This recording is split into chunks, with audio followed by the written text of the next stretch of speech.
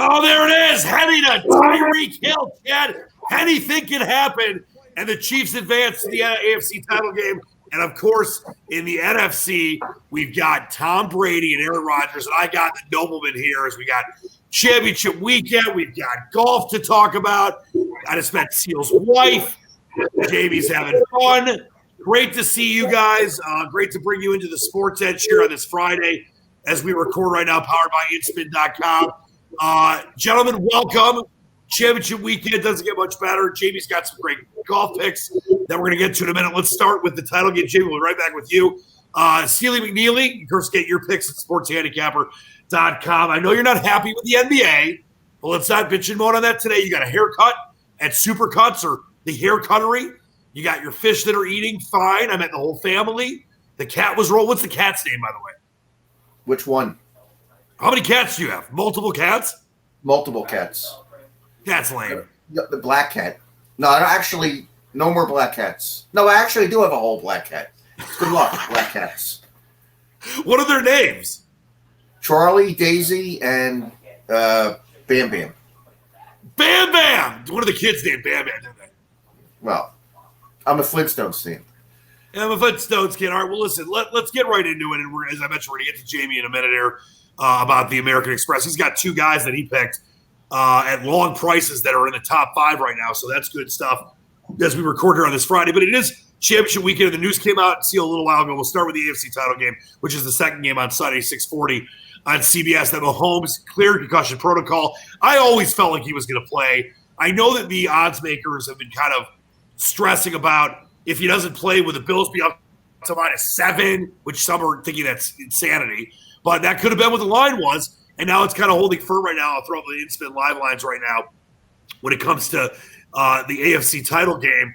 It's been 3.5 for the Chiefs, and it looks like it's settling in at -3, -125. I don't know if you agree with me. I always felt Mahomes was going to play. Obviously, he's still got a foot issue. But that being said, I love the Bills. I love them. I wish I liked them as much as, to take them with their futures odds when they were 10-1 a few weeks ago. I just think, and obviously I want to hear where you're at with this game, I just think that Kansas City is going to be too much for Josh Allen in his first real run and chance to win a Super Bowl. I'm going to lay the 3 with Kansas City. And I don't like taking favorites in that spot a ton of times, but, not a lot of fans at Arrowhead. I just think that Kansas City is a better team overall. Well, that game, the odds makers were going to use 1 Buffalo with no Mahomes, 4 Kansas City with Mahomes. So They stuck it up Sunday night around 1.5, 2-ish in the middle. I always thought he was going to play too. I always thought that the Kansas City Chiefs would find an independent doctor somewhere or a vet, even a vet. How about Fauci? Could they have used Fauci?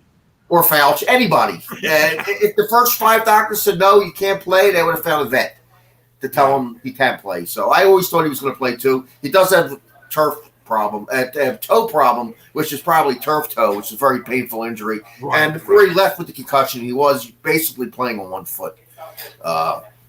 Weird play when he left the game. Didn't even seem like he got hurt. He didn't even hit his head very hard. That was a very strange play. But you know what? The Chiefs, they're living dangerously. That's all I can say. Every game's a bloodbath. To go back to last 7 weeks. They haven't covered in 7 straight weeks. They haven't covered the spread in 7 weeks. They played, everybody thought they'd wake up week 1 in the playoffs for them, and they still were in kind of a semi-coma. So I don't know. It's a tough game. I like the other game better. I don't like the Kansas City game. I think I got no problem with 3. All right, well, hold on. We'll get to that other game in a second. I want to get to my man JB here. Let's get him in. JB, we've missed you. It's been too long. I know you're on assignment in New Zealand doing some oceanography, so welcome back. And of course, you get Jamie's picks at scratchcaddy.com. Jamie, you've had some solid stuff so far to start the golf season, but this week, I'm loving where you're at. I know you had Max Homa at 125 to 1. I know you got Stephen Kim and Answer and some others. Let's talk about what you felt about the American Express, the first tournament in California. Yeah, so we're back into California now after a couple of weeks over in Hawaii, and just even going back into this tournament, the last couple of years, some real shock outsiders have won it, Adam Long and Andrew Landry. So it's not really a favourites course, this. Probably just because of the start of the year, and they're not really sort of into this, isn't it? So, I mean, even when this tournament started yesterday, I'm already looking at next week's tournament. So right. I've already started looking at the farm for next week, and to me it's a little bit like a sort of jigsaw puzzle. You're trying to get the jigsaw puzzle and put all the pieces together to try and find out exactly as to who are the players that you think are going to be there on Sunday, but then not also as well as that, where the value is. You know, you can have a guy up there, but if he's a 6-to-1 shot, does that represent value to you? So obviously we saw the top of the field this week. Patrick Cantley was the favourite after John Rahm withdrew, and then you had sort of Patrick Reed. He withdrew last week, saying from shin splints and blisters. Brooks Koepka, he was short in the betting as well. Don't really like him at first time out this season. So you've got to look further on down the field, and then you look at the previous winners. Where have they played well before? Where do they come from? Where do they go to university? What types of grasses do they play on? What's their peak dive record? What's their record over in California? Everything like that. As much little information as you can get, how is going to help you. You see the first little column there, it says low scoring desert courses. Yep. So these are the courses there that have all been low scoring and compatible to this course. So you get the low scoring courses, you know, you'll get guys that are winning at 23, 24, 25 under par. You've got to have the guys who are comfortable at shooting a lot of birdies. You know, I mean, it's no good having a guy who's just going to scratch out pars all the time. You need the guys who are going to fire under par. And then obviously, conversely, you know, when you get to a US Open style of course, you need the guys who can, you know, they're comfortable and they're patient enough to grind out the pars all the time. So there's a whole bunch of stuff there that's available to you. The trouble is that I found was you've got to bring it all together, and it takes a long time to bring it all together. So that's what I've already been doing over the years. Now it doesn't take too long to actually build up a worksheet that you can work from and just get some decent information from it, and then look at the odds and see what you think represents value. Yeah, that's perfectly said. And you mentioned the desert courses, and obviously to the right, you got all the Pete Dye courses in top 20s. And it's just really fascinating, all the information you give to the people out there. And Jamie, I think it's important that people know that, yes, you might not win more than a tournament every month or two, but if you win 1 or 2 tournaments in a 5 or 6 week period, and you've got a guy at 50, 60, 70 to 1, not only are you going to make a ton of money, but you're going to cover everything else you bet.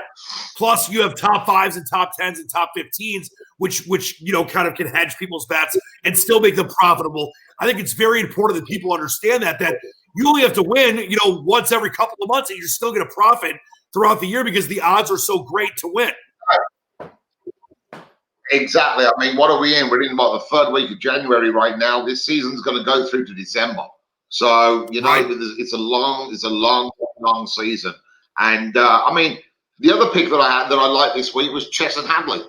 And I think he's +5 right now. So it just goes to show you can have all of the information that you want, but, you know, there's still a certain amount of guessing between the lines as to what's going on in his private life and his personal life. How's the travel? You know, how's the COVID affecting him? Has he got any reservations about that? What's it like playing without fans? There's so much other information that you don't have.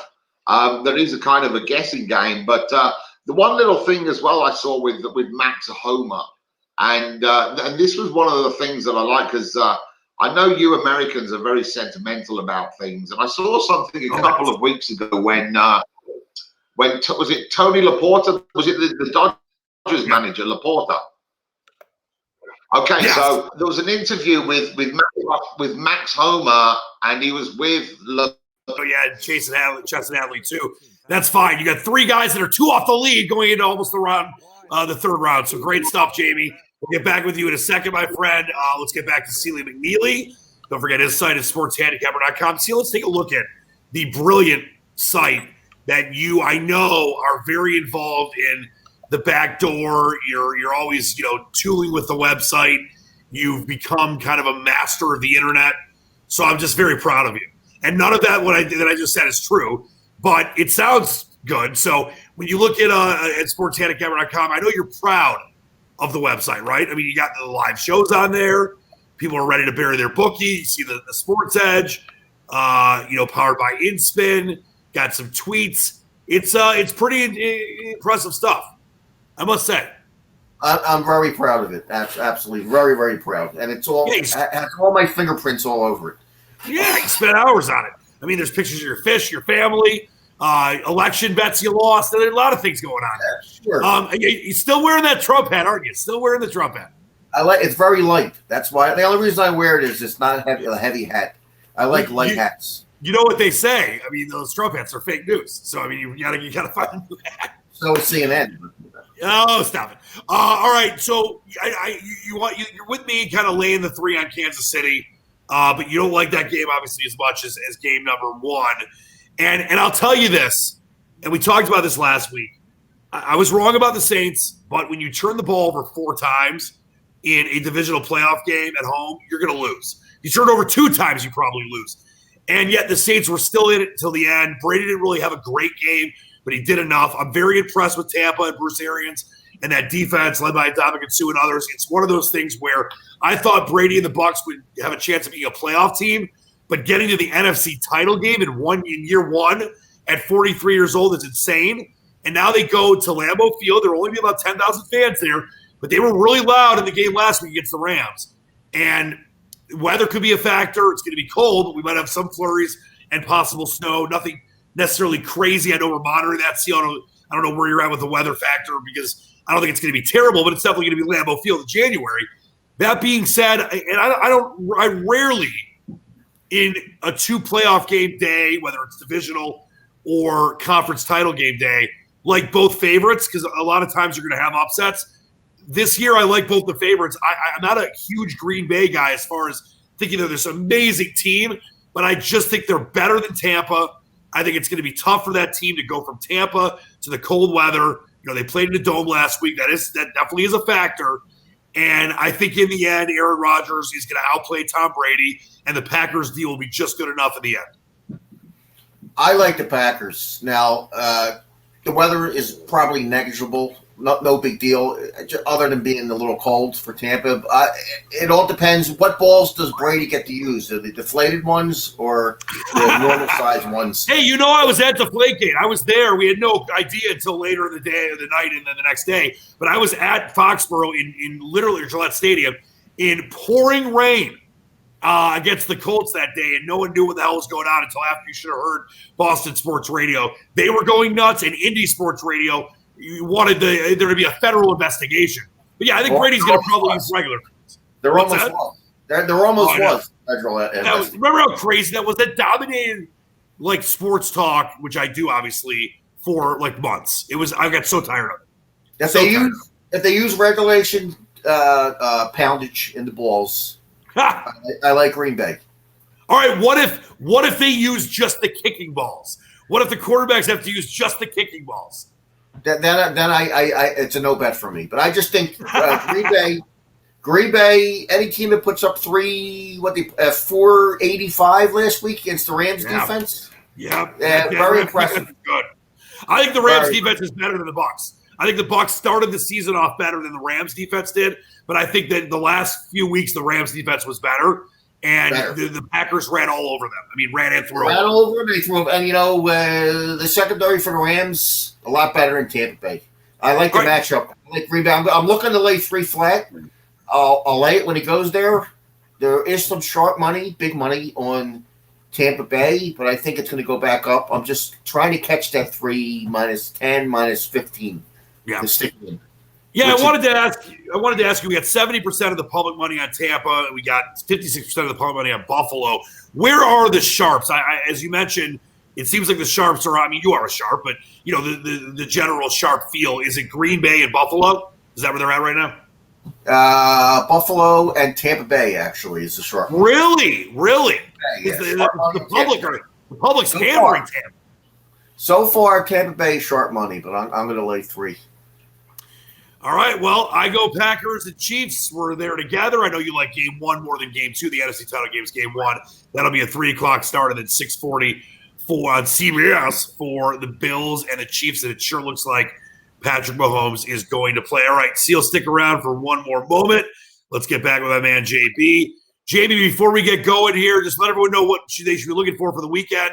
And don't forget, of course, go to ScratchCaddy.com. And as we mentioned, Max Homa, Answer, and Siwoo Kim are all 2 off the lead right now on Friday afternoon. JB's got Siwoo Kim, I think, what was it, 66-1, Homa at 125-1, and Answer, I believe, was like 30 or something to 1. So you got 3 guys with a real chance to make some money for your customers. Yeah, I mean, we'll be just keeping an eye on that all weekend, and then obviously come Sunday, we'll be switching in between the golf and the football. So hopefully one of these 3 can shoot a low round tomorrow, and just like Kevin Na did last week, sort of propelled him on to win on Sunday, and we can pick up some money on Monday morning. All right, love it. Always great stuff from you, Sealy McNeely. Any parting shots? Do you want to wish maybe congratulations for his great oceanography work in New Zealand? That's why he was on assignment the last couple of weeks. What do you got, Seal? What do I got? Maybe an NBA pick tonight. Yeah, give everyone an NBA pick. We're going to start getting to talk about the NBA in a couple weeks anyway. Give them an NBA pick. You can't be any worse. Yeah, I mean, let's take a dabble with the Spurs +3 tonight. I took just a little dabble. Let me quickly throw that up here for the people to see the live in-spin lines. By the way, not only am I celebrating 10 years sober today, but sports betting app-wise, mobile betting became legal in Michigan, where I'm at noon today. And I can't even tell you the amount of free money and free bets I got. They've got like this odds boost where instead of it being minus 10,000, you get plus 100 on the Pistons to score 10 points in the first quarter. Instead of it being minus 10,000, you get plus 100 for there to be just 1 touchdown in any of the 2 games on Sunday. And on tomorrow, you get, for this one website, you get $1 for every point the Pistons score if you bet $25 or more on the money line. It's crazy sauce. It's raining cash. It is raining cash. Raining. Well, let's give it away. They're just giving it away. They're giving it away. They want everyone in. Let's throw this out there. So you said you like the Spurs tonight. What are we doing here? Laying the 2 against the Mavs and Luka Doncic. No. We took 3 on the Spurs. Oh, I'm sorry. You're not laying 3. Of course you took 3 because whenever you bet, the line moves. You got 3. It's 2. Do you tell the people to jump on the 2 right now, or money line, or what? No, if you follow me, you take 3 this morning. A little late. Can't take 3. Then follow you and follow Jamie because that's what everyone wants. Right. All right. Great stuff by both of you. Want to thank you as always. We will see you next week. We're getting ready for the Super Bowl. We got more golf to get to, NBA, hockey's in full swing. Before you know it, baseball. But thank you to Jamie. Thank you to Seal. Baseball. You're the king of the MAC and the king of baseball. And by the way, baseball. Rest in peace to Mr. 716. Hank Aaron passed away today. So God brought home a legend. But that's going to do it for us. For Jamie, for King Seal, I'm Dan the Man, the Squatch. I got to meet Mrs. Seal earlier. That was a very emotional thing. This has been the Sports Edge, powered by InSpin.com. Don't forget Mr. Seal's incredible picks at SportsHandicapper.com. Jamie's incredible golf picks at ScratchCaddy.com. Until next week, wash your hands, spread love, not hate, believe in the dream, and we'll see you next time. Take care.